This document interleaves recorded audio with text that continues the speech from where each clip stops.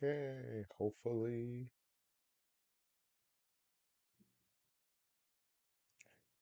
I am live. How's everybody doing this evening? Just setting everything up. Let's see here. It looks like I'm on the wrong screen here. Sorry about that. Okay, design. Let me just start over. Have this open. So how's everybody doing this evening? Just give it a few more minutes. Let some people come in while I get this all set up. If you guys have any questions at all during this presentation, you guys can just go ahead and type them in below. And Chris, if you're listening, any type of questions, do me a favor, just pop it in to Skype, and then I can relay those over. All right, now, slideshow. Hopefully everybody's doing well this evening. Thank you guys for being a part of the group, letting everybody come in, and we will start momentarily. Just give it a minute.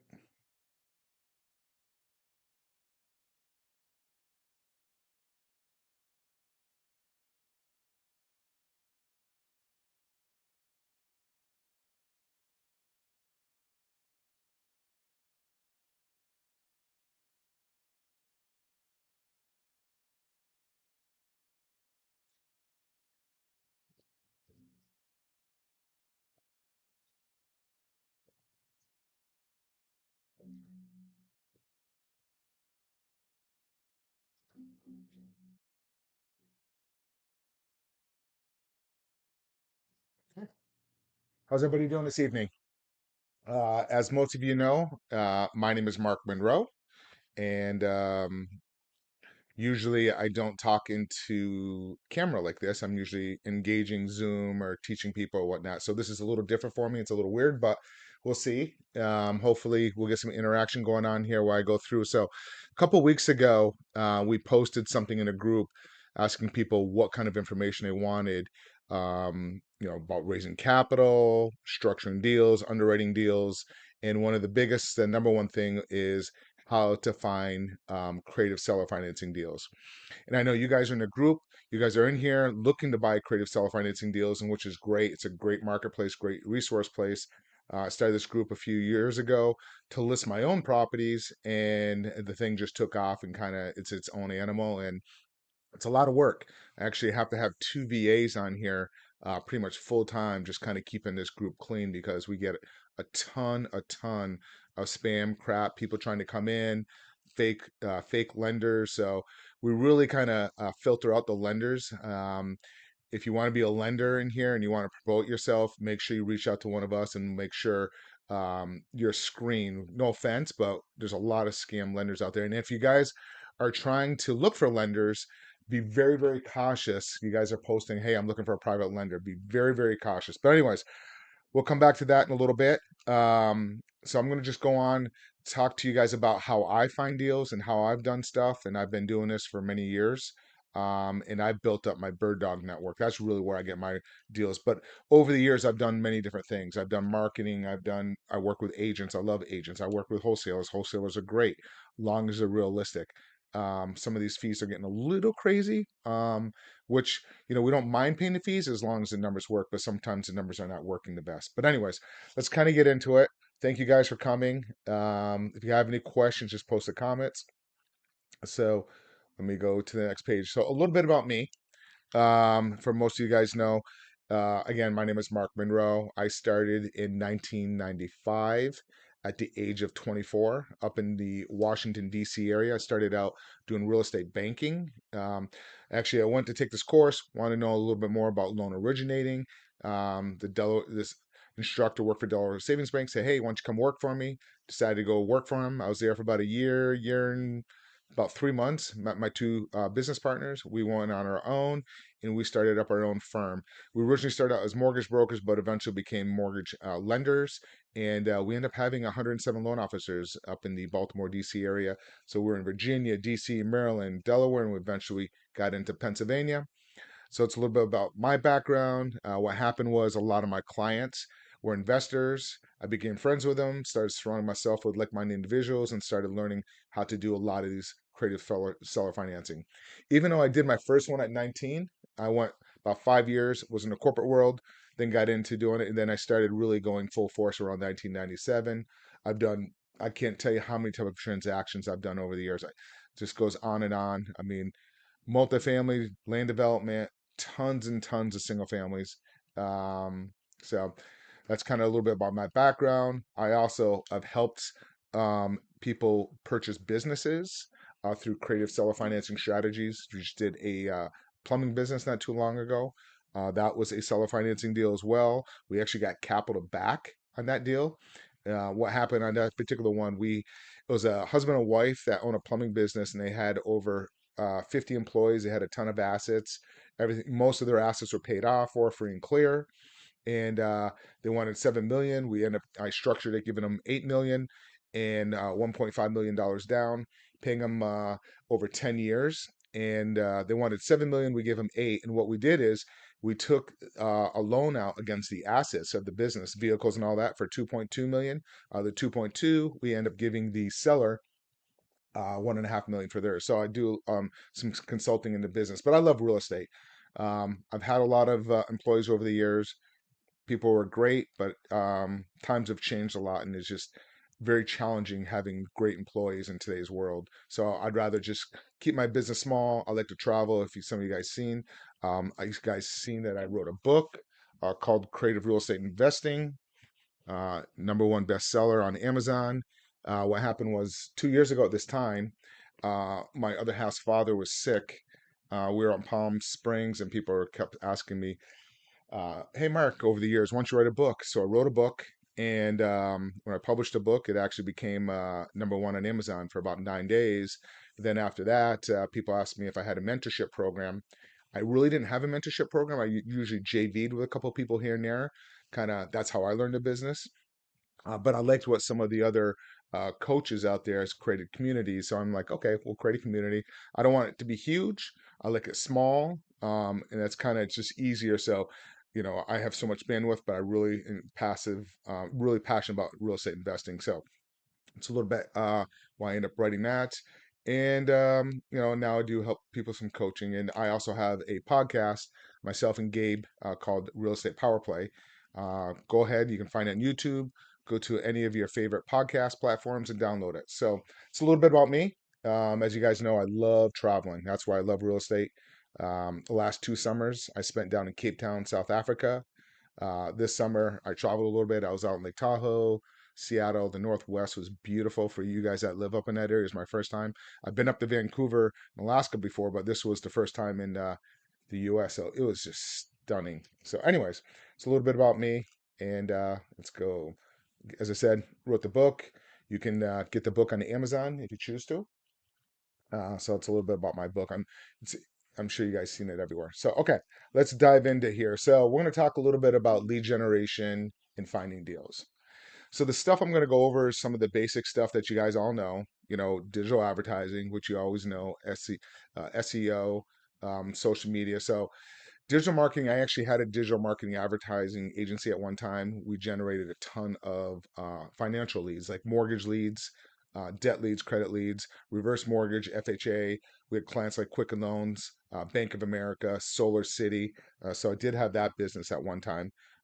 So that was pretty good. So bear with me. Somebody was just sending me a text. And okay, sorry about that.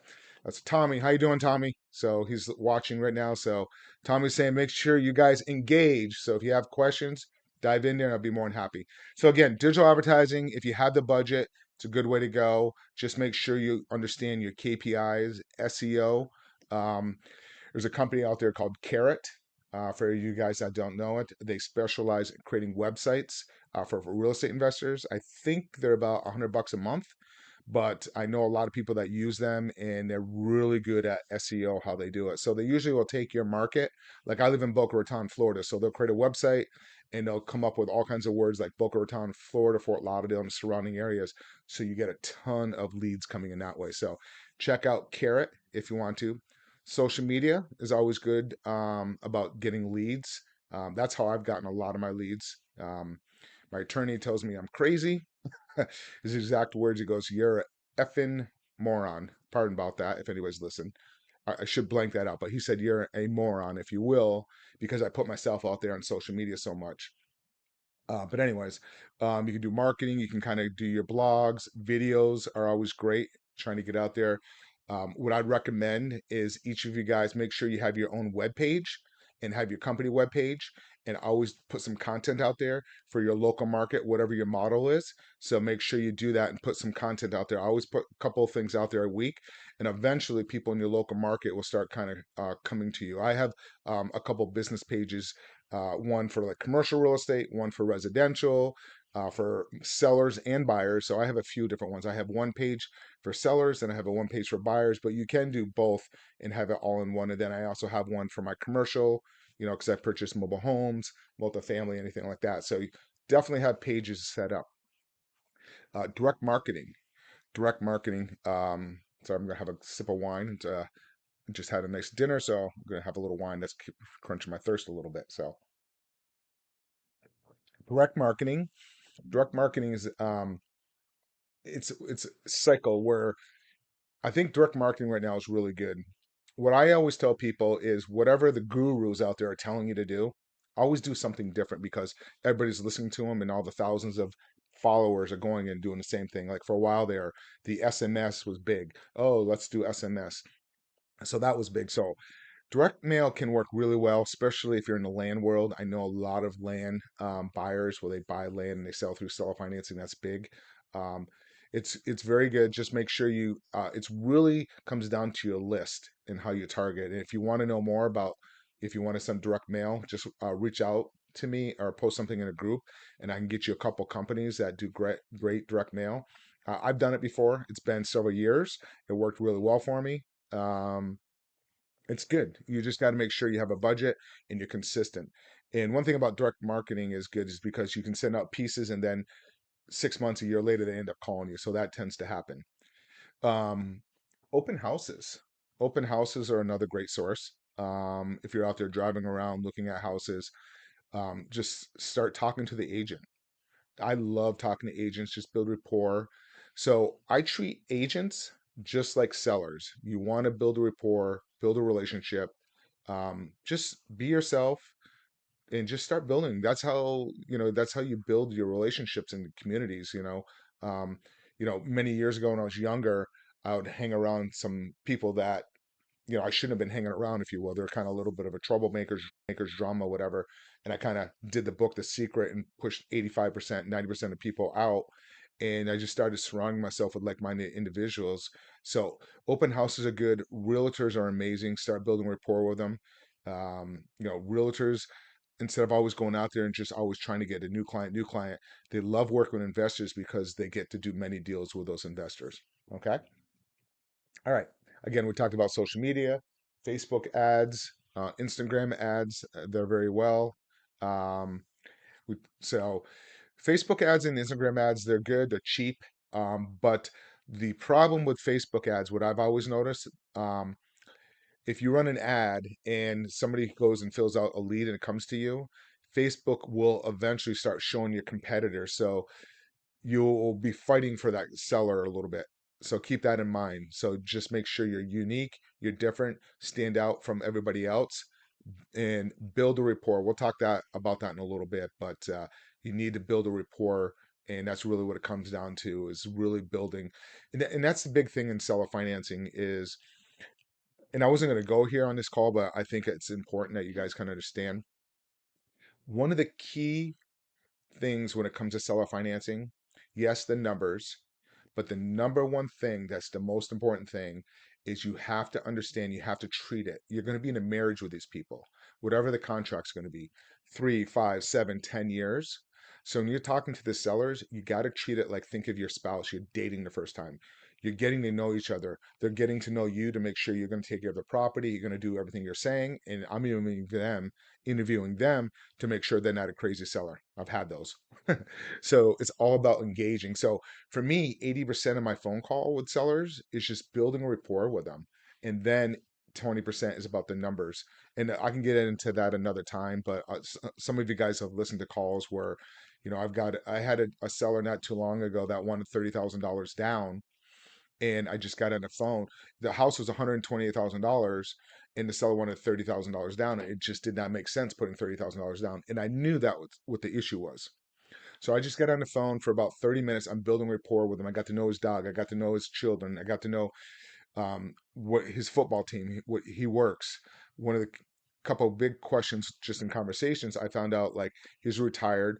He banks with a credit union. He's got good credit. So I found all that stuff out, and then I started asking what he plans on doing with that capital, the 30,000. He goes, "Oh, I need 25,000 for a camper.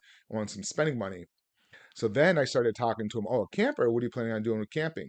He goes, "I'm going to be going camping in West Virginia in the New River, then the Shenandoah Mountains, then up into Virginia, Shenandoah Mountains of Virginia, Tennessee, and Ohio." And I started talking to him about camping, him visualize. I took him there camping, visualizing what's he going to do, hike, kayak. I asked him questions.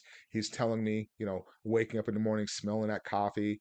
And then, so in his mind, he's visualizing. So psychological here too.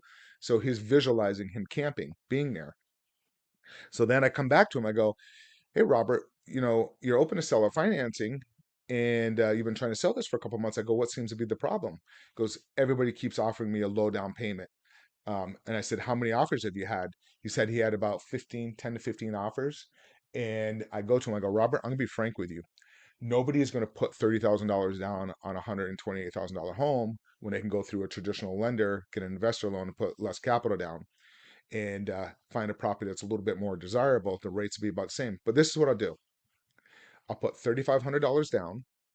You mentioned that you bank with a credit union, you got good credit. Go ahead and take a loan out for the camper. And what I'll do is on the 20th of every month, we'll automatically have the payment pulled directly out of our account, sent and make the payment on your behalf. And then what we'll do is we'll go ahead and in the portal, we'll create a Gmail for that particular account. And then whenever there's a notice or payment, it's automatically forwarded to you and forwarded to my bookkeeper. So we got that deal for $3,500, and we're cash flowing $475 a month with the number. So you just got to make sure your numbers work.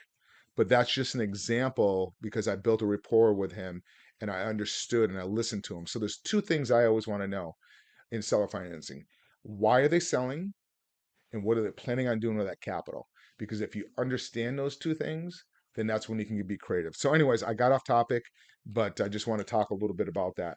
So, again, Facebook ads, make sure you're standing yourself different. Instagram ads, SEO, we talked about that a little bit earlier. Just making sure you show up. Email marketing is always good, in sending out newsletters, building out like I do newsletters and email marketing for my commercial deals because I have passive investors, so they always get those type of information, that type of stuff sent out. Networking, networking. It is the biggest way how you're going to grow in as becoming a real estate investor is networking. And most of you guys are pretty good at that. Everybody I talk to, that's why everybody's in the seller financing group, is because we're all here to network. And the people that are networking are doing extremely well. Like Matt, he does really well. Ryan, um, I could go on.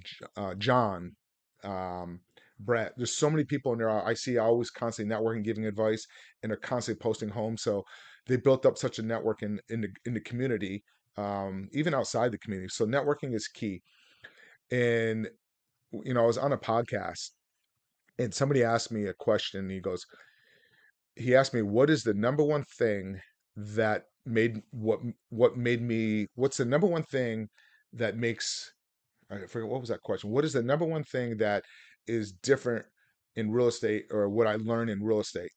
Yeah, that's what it was. What is the number one thing that you learn in real estate? And I said to him, I said, "You know what? The number one thing is your competitors. Most businesses, your competitors, you want to keep your secret sauce so you don't want to share. But in this industry, our competitors are our business partners. Just like I'm talking to you guys. you guys could be my business partners, but at the same time, you're my competitor. There's the one industry where you guys can work together and thrive because the numbers are so big, everybody can make money together. So networking is key. So don't be afraid of it. If you're, especially if you're in another business and you're in a different industry and you're like, oh, I don't want to tell this, because I get it, other industries are like that, but this is, you kind of work together. And yes, you may get somebody that's going to be a snake and snake a deal from you, but if you're genuine and you can kind of feel that out a little bit and go with your gut, if you feel somebody's being a little fish, a little weird, just don't do business with them. It's a small community, and we all find out who's the ones out there that we don't want to work with and who we do want to work with. And especially in this internet world nowadays, it's really easy to kind of create that community. So networking is number one. Referrals from clients, set up a referral program. It's always good. Just whatever, talk to people. Referrals could be, and we're going to get that in a minute, but referrals from past clients. I can't tell you how many times I've talked to a seller and I just given the seller some advice. It just didn't make sense for me to purchase that property because the numbers didn't work, or the seller is facing financial problems, or they're getting ready to for foreclosures and they're not aware of forbearance plans or modification plans. So, also be a consultant, help people out, because even though if you don't help a seller, I mean, even if you don't buy the property from a seller, and if you help them, you'll get referrals. I'm telling you, if you pay it forward, it will come back to you. Sorry about that. Okay. So referrals are huge. Put together a system referral program, send out newsletters, maybe do a video, especially nowadays, you can do video newsletters. Like if you're if you purchase a property through seller financing and you're selling it to somebody like on a lease option or somebody that wants to become a homeowner that can't qualify through a bank, do some type of promotional videos on that. And I can't tell you how great that is. It's like really nice when you're helping a seller out and you're helping a buyer out, and it's a win for everybody. It's a great feeling when you do that. Okay, let's get to the next one. Let's see here. I have no clue what he put there in that top one. Um, anyways, let's talk about training bird dogs. Let's spend a little time here on bird dogs because bird dogs for me is how I get most of all my business really nowadays is bird dogs. I built up bird dogs, and if you guys don't know what a bird dog is, it's somebody that refers you deals. And I've been saying it a lot. I've said it in my book. I did a whole entire chapter on this. I teach people this. People are always asking how you get your deals. For me, bird dogs. Bird dogs that people refer. For an example, trashmen. They work the streets. They work the neighborhood. They know the town. They know if a house is sitting empty. They know if somebody's moving out. I've done so many deals with trashmen. Landscapers, snowplow removals. There's a list here that will go on in a little bit, but landscapers, snowplow removals, people that clean pools, um, handyman, contractors, um, and we'll get into it. Look, I think there's a slide here that I go down a whole list, but bird dogs are great. Create a system. Like what I do is I have them download the Zillow app, and if they're in front of a house, they can just take a photo. They can click, the GPS. It shows where they're at. They take a screenshot and they text it to a phone number. Um, I have it going to one of my virtual assistants, my VAs. Then my VA from there takes it, runs with it, starts skip tracing, and then goes through and see if they're open to selling. If they are, then they set up a phone call for me. Then I jump on the phone. They do a lot of it. If you don't have a VA, just have them send it directly to your cell phone, and you can kind of go down that path and work that way. Okay. Um, always stay. Oh, yes, this is key. Always communicate. So, what a lot of times bird dogs will be like, they'll start sending you leads and like, oh, how do I know if you're getting a deal? How do I know if I'm getting paid? So make sure you're constantly communicating with your bird dogs and have a system. Like what I do is I have a CRM, so they could technically log in and see what's going on with their deals. That's how I have mine set up. If you don't have a CRM, just communicate and just be in touch with them. Say, hey, this is where we're at. This is this, whatever. Because the more you communicate with your bird dog, the more they're going to keep feeding you deals. If you stop communicating with your bird dog, you'll get the bird dog and then they'll disappear on you. So keep that in mind. Constantly do that. And I'll always monitor. You know, they're just talking about monitoring and adjusting your lead quality. That's more in the lines if you're running marketing ads, know your KPIs. Um, I always want to constantly adjust that. A lot of times when people first start doing out marketing, make sure you have a budget though, because you have to run it for a few months to be able to work it out because it usually takes a little time. If you don't have a budget, then I recommend doing the bird dog. So it depends on where you're at. If you're already a real estate investor and you're doing deals, you can actually add that. So you want to have multiple resources for leads coming in. Okay. We're going to talk a little bit more how to find motivated sellers. We'll talk a little bit again. We talked about handyman, contractors, landscapers. We just talked about that. Now, I what I like to do here, go into local groups, and I don't go into real estate groups. I'll go into groups like for example, garage sales or local communities or something that you have that is a hobby for you. For example, my hobby, I love traveling and food. So I belong in some of those groups. And this has worked for me. I can't tell you how many times over the years. God, I probably purchased easily 30 homes going in this strategy, just going into different groups. You go in there, people get to know you, talk to you, just like in a seller financing group. Um, I did travel groups. I was in a Portugal group for a long time because for expats because people were moving out of the U.S. and going to Portugal because the life you can live like a king there for at the time 22 before COVID $2,200 a month living in Portugal equals a lifestyle of $10,000 a month in the U.S. So I belonged to that group. I've been to Portugal several times. I was going to buy a property because it's so beautiful there. And just when you're in there, I just type in, I'm looking for a property that needs some TLC. I've purchased well over 30 properties over the years just doing that, just going into different groups. I'm looking for a property that needs some TLC. And I can't tell you how many leads you can get in. Don't go into real estate groups. Got to go outside of real estate groups.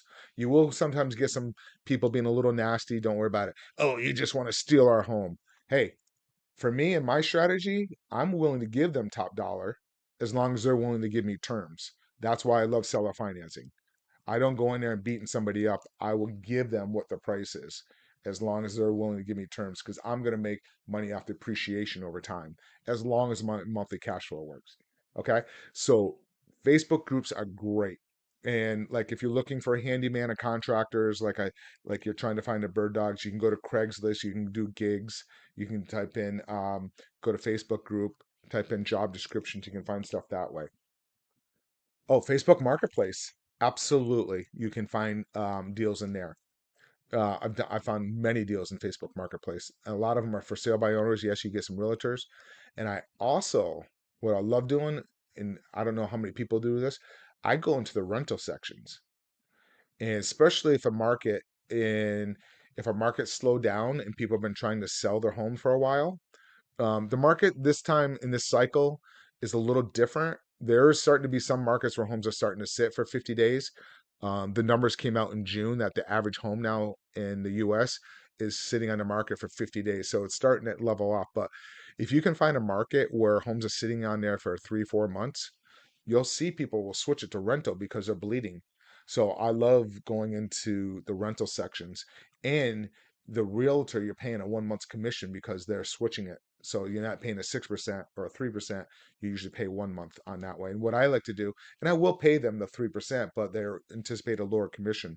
And what I like to do is when I'm talking to a seller or realtor, would they be willing to rent the property to us for a few years and we'll close on it and I'll take care of the maintenance and repairs. So I kind of dumb it down. So if they say yes, then I know they're going to be open to some type of creative seller financing strategy. So that's one of the questions I always ask in there, in my questions on that.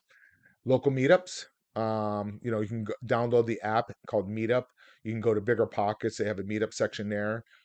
Here you got Trashmen. Again, you got movers, expired listings. Awesome. Done tons and tons of deals on expired listings. Actually, I had a call tonight at 6 o'clock. My VA found a listing that was expired. We spoke to the seller and the seller was really upset because the agent overlisted the price. And I went into it. Would you be willing to rent the home? And she's open to it. Built a rapport with her. Just start talking to her, and I kind of pushed her away a little bit, but then she came back.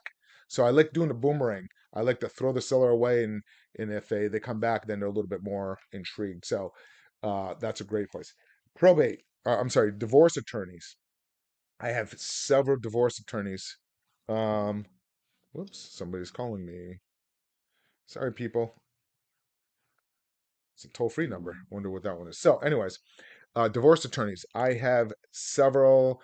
I have probably, I'd say 20, 25 divorce attorneys that I work with throughout the country that when they're trying to sell the home, they have the divorce attorney doesn't call me, but one of the spouses usually call me, depending on the situation. So I've done many deals with divorce attorneys over the years. I actually did one not too long ago, but divorce attorneys. Okay, we'll go down the list. Tax liens. You can pull up delinquent taxes through your local county. PropStream. If you guys don't have PropStream, that's a great source. What I can do is I will put a link down below for PropStream later on where you guys can sign up. I think there's a 7-day free trial. A lot of you guys already have it. I love PropStream because it has all the mortgage information, has the seller's information. That's how when I get deals coming in from Bird Dogs, that's where we usually my VA is in PropStream all the time. So tax liens are great. That means people are delinquent on taxes. Um, so you got Google, home caregivers. I've gotten a lot of deals that way. I had one gentleman, um, I did not last year, but the year before, I did 14 deals with this one guy. I don't know if he works for Medicaid, Medicare, um, but he drives seniors to the doctor's offices and in the pharmacy stuff. So home caregivers are great people because they're with people, helping people out because their family members are tied up doing the regular job. So home caregivers are great. Again, we talked about Facebook group, Craigslist. I've done many, many. I haven't done one in a while, but I would say, God, for probably 3 years, that's where I got a ton of my deals at one time. Where Craigslist was really big before Facebook Marketplace really opened up. Craigslist still works. Just gotta be careful because there's scammers on Craigslist. So be careful. Never pay an upfront fee and never give your personal information out without verifying who the people are, especially through Craigslist. You can still find good deals there, but just do your due diligence on it. Okay. Again, talked about direct mail. Okay. My home run deals, my home run bird dog deals, hospice nurses. I get a lot. Those are my best deals because they're laydowns. I don't call them; they call me because they're in with the family. Um, some of you guys might have heard this story. Some of you guys may not. I had one not too long ago up in New England. The daughter it was an elderly couple that was in hospice. I'll just give you a quick this deal. So it was an elderly couple. The daughter called me up, and her parents were in the mid 80s. The father's been in hospice, and their wife or the mother is elderly, so she can't take care of him at night. And the daughter lived over 3 hours away. Um, so it was just too much for them. So the daughter lived 3 hours away, so they had to move in with the daughter because she had to help take care of him at night. So the parents have owned this home for 30 plus years. It was too much for them to get the property ready. So I give a cash offer or a seller financing offer. I always do both on these. And they went with the seller financing offer, 4% interest rate, paying them $991 a month. And how I structured it, because they've owned this home for so long, it was going to take a little bit to clean up. I said, just take what you want, whatever you don't want. I mean, they left cable boxes, modems, holiday decorations, dishes. I mean, they left so much behind. So I structured it with zero down and 2 months with no mortgage payments. Then I brought a auction company in, auctioned off all the belongings, used that money, did some light cosmetics, tacked on $79,000 to the purchase price, sold it to my end buyer. His rate is at 7 3/4. He's paying me close to 2,300 a month. Out of the 2,300 a month, I'm giving the seller 991 a month, and he put $30,000 down. So you get an idea. That's what's called a wrap. So I purchased. There was no mortgage on it, so straight seller financing, and I took the mortgage with the seller, my equity, wrapped it to my end buyer. So that's what's called a wrap. So if anybody doesn't know that and they want to know a little bit more about that, just reach out to me. I'd be more than happy to explain that. Okay, so hospice nurses are great. Absentee owners are awesome. I like pulling a list through PropStream. Um, I like to find properties that are vacant and that the owners own the property for like 12, 15 years plus.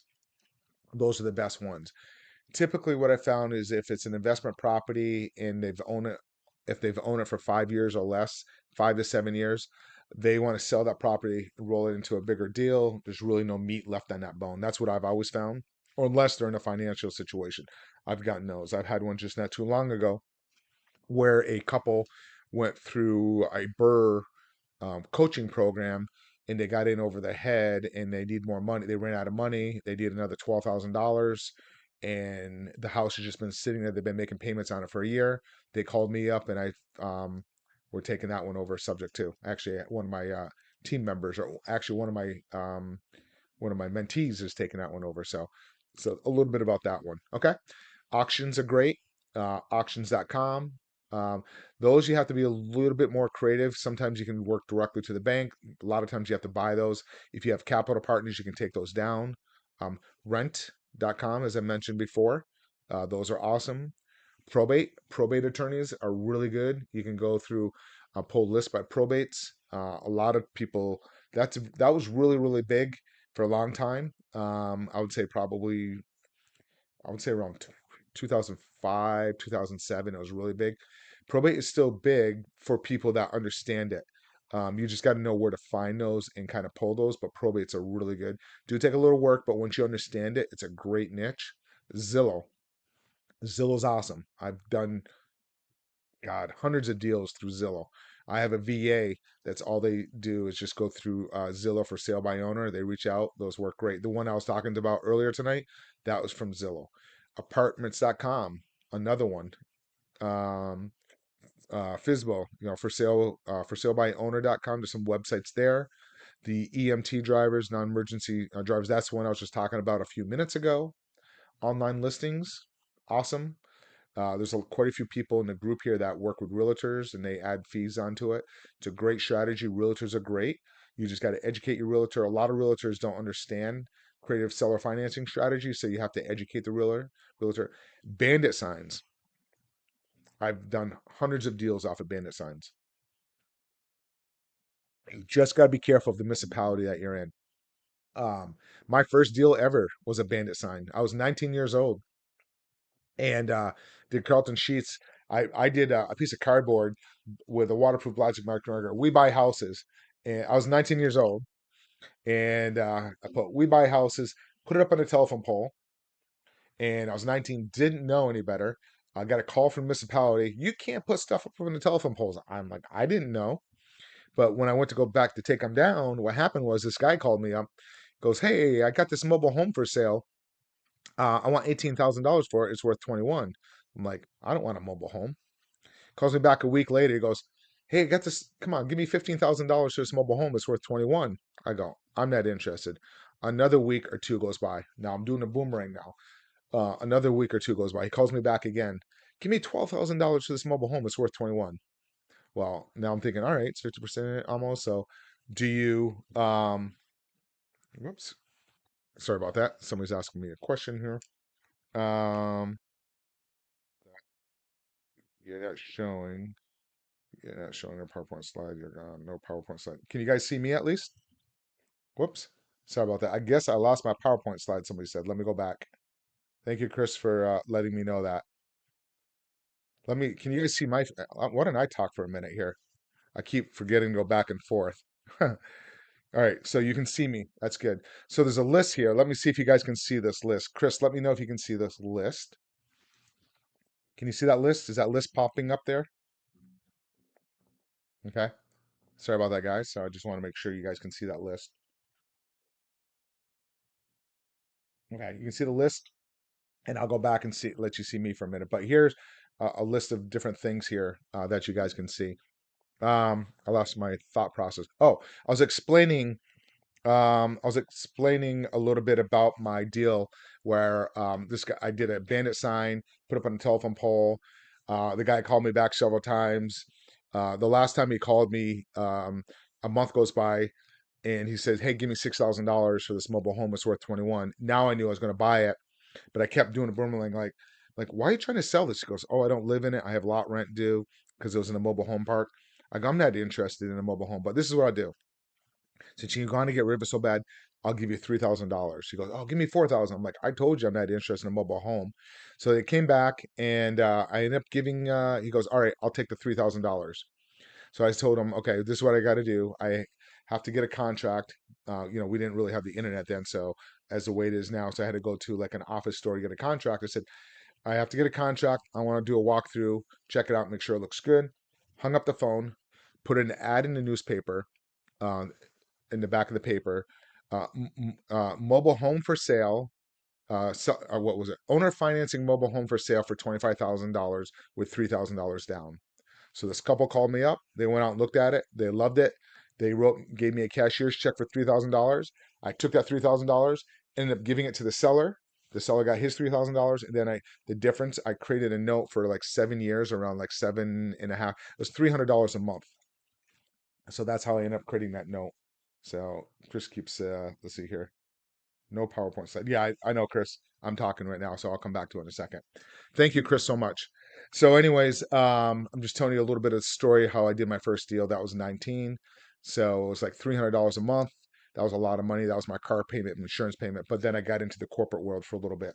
So let me go back to the PowerPoint slide. You can kind of get an idea of some other things here. Um, Property managers are awesome, awesome, awesome, awesome. Love property managers.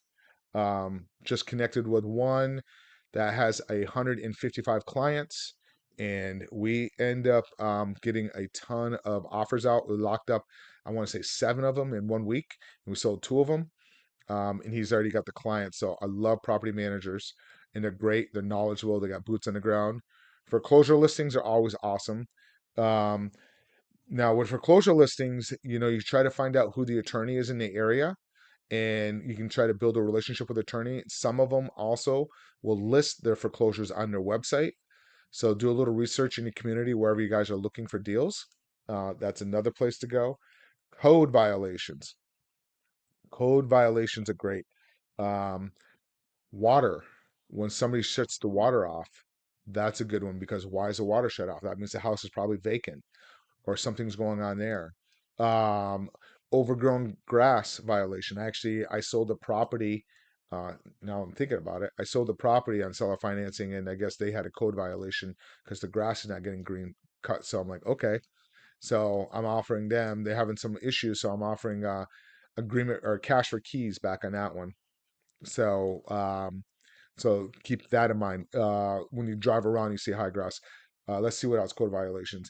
Houses run down, trash, whatever. So code violations are really, really good sources through your local communities. So a lot of these that I'm giving you were old ones that we used to do back in the day. They were very big. A lot of people are not doing them as much anymore. A few people are. Some of these like code violations, foreclosure listings, bandit signs, you still see some here and there. Just, again, bandit signs, be very, very cautious, because some towns have an issue with that. Um, this weekend coming up is one of the best weekends to put bandit signs out, because what happens is the town is usually off for a long holiday weekend, and so your sign gets to stay out there longer. So what I like to do is, let's say I would put it up like on a Friday late afternoon, and it'll stay up there until like Tuesday before the code comes around and starts taking it down. Thanksgiving, holiday weekends are great. And then if you want, you can go take it down. Sometimes they can leave them up. Whenever you put bandit signs up, make sure you put it up in an area where it's getting a lot of traffic, and make sure that your sign, your phone number, don't have a lot of crap on there, like where it's hard to read. Just have it simple. We buy houses, and your phone number. Don't put like all this stuff, because it's hard to read. How many times have you guys driven around? Next time you drive around, just look at signs and get an idea what signs work really well. Okay? Whoops, sorry. Okay. So that's some of my resources, and then a little bit. That's some of my resources. So any questions? Uh, let's see in here. Chris, do you have? Is there any questions in there? Where am I? Am I? Here's the screen. You can kind of get an idea on it. I don't have the Facebook in front of me, so Let me see if there's any questions here. Let me pop up to that group. But anyways, this should have been good and easy for you all on that. What did I do? Hopefully I didn't disappear. Here I am here. All right. So anyways, that's some of my tips where I find deals. And also wholesalers are always good and realtors. Realtors, one of the realtors, what I like doing is I like to find realtors that do what's called BPO, a broker opinion. So what happens is before a bank or a lender forecloses, they always order a BPO to a local realtor. Try to find that local realtor in your community because that means that property is getting ready to go to foreclosure. So try to work something out with a realtor. So BPO, BPO it's called, uh, broker's opinion on what the property is, and they're pretty cheap. They're about $100, and it just gives them an opinion what the property is, and they just do drive-by and stuff like that. So keep that in mind. They're great ones to work with, and you're going to see more of that possibly coming up. It depends on what happens with the rate. If they lower the rate, we're going to start seeing some buyers on the sidelines coming out. So it may create a little bit more of a supply inventory. So some of these homes will start moving again. Um, I want to talk about one other thing real quick for people that are new, that are struggling. And usually where they're struggling is because not picking up the phone. And I want to talk a little bit about that for a second. So you want to pick up the phone. Picking up the phone is what's going to make you money. So if you're one of these people like that, you get nervous picking up the phone call, making calls, what I recommend is go into Zillow, go into for sale by owner, and call an area outside your area that you're going to work. So if you screw up and you mess up, who cares? It's like spring training. You practice. Just start practicing. Get on there. Just start talking to sellers. Start building rapport with them. Start asking questions like, "Hey, it sounds like a nice home. Why are you selling?" They're going to tell you a little bit what's going on, and that's going to tell you like why they're selling. And and then I love that question. Would you be willing to rent the property to us for a few years and we close on it? I'll take care of the maintenance or repairs. So if they say yes, then you know they're open to terms. And then I love like if you can't sell the property, what are you gonna do? If you can't sell the home, what are you gonna do? And I shut up. Well, I'm gonna rent it. Well, ding ding ding, or reach out to me. You don't have to worry about any of the maintenance and repairs. Then at that time, I know they're going to be open to some type of creative seller financing terms. So again, one of the biggest things is making sure that you pick up the phone and make calls. Make calls, make calls. What and if you have a problem trying to make calls, what you can do is go to Calendly and get a calendar link and communicate through somebody through text message or through social media, whatever your source is saying, hey, you know what? Here's my link. Select the time that works best for you. So it will force you to be and make calls. So it will force you. But just get on the phone. You're behind a screen, start talking to people, warm up, and eventually, I mean, I can't tell you, I've had a couple people like come in into my mentorship program and they don't want to pick up the phone and they want to do everything that way. I'm like, you got to get on the phone. You got to build a rapport with these people. That's where the money's made. Is you want to get on the phone and build a rapport with them. That's like the biggest thing. So, again, that's pretty much about it. And I do have a mentorship program. If you guys want to know a little bit more about it, you can reach out to me, or if you want to purchase the book, you can just go to my website here and kind of do a little research. But the mentorship program, again, I originally didn't want to do it, but I decided to do it because I want a small community and we're all doing deals together. People are doing deals with zero down to very little, and they're all doing deals together. I have some capital people in the group that are always wanting to put deals in the capital. And yeah, we actually just closed, not within this group, there's a couple members in the group, but as you guys see, we just closed on a mobile home park portfolio deal, 4 mobile home parks in one in the South Carolina area.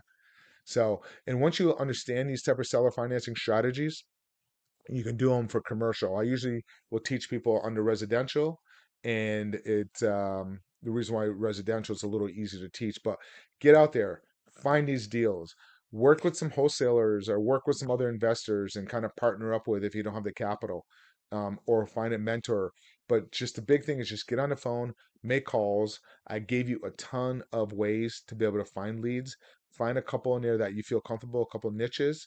And if you work direct to seller, that's where you're going to get the best deals, and that's where you're going to get the very little as possible down. I mean, I've done many deals with zero down, 13 units zero down, the one I just explained a little while ago. So, anyways, thank you guys. If you guys have any questions, just leave it below and I'll be more than happy to answer those. If you guys are listening to this video later on, just pop any questions down there. Be more than happy to answer them, or you can set up a call. Just say, hey, I'd like to jump on a phone call and I'll send you a link and we can book a link from there. So, everybody, thank you guys so much. And thank you guys for being a part of the seller financing community. You guys have done great. It's amazing what you guys have done, and I want you guys to make a lot of money out there. So, if there's anything that you need or anything that you think that can make the community a little bit better, or if you want me to do another live stream for something different that may help you out, just leave me a message down below and I'd be more than happy. And also, if you see posts on there that looks like scams, please flag them so one of the members of the team can get rid of those ASAP. So be well, be safe, and thank you guys so much. Good luck.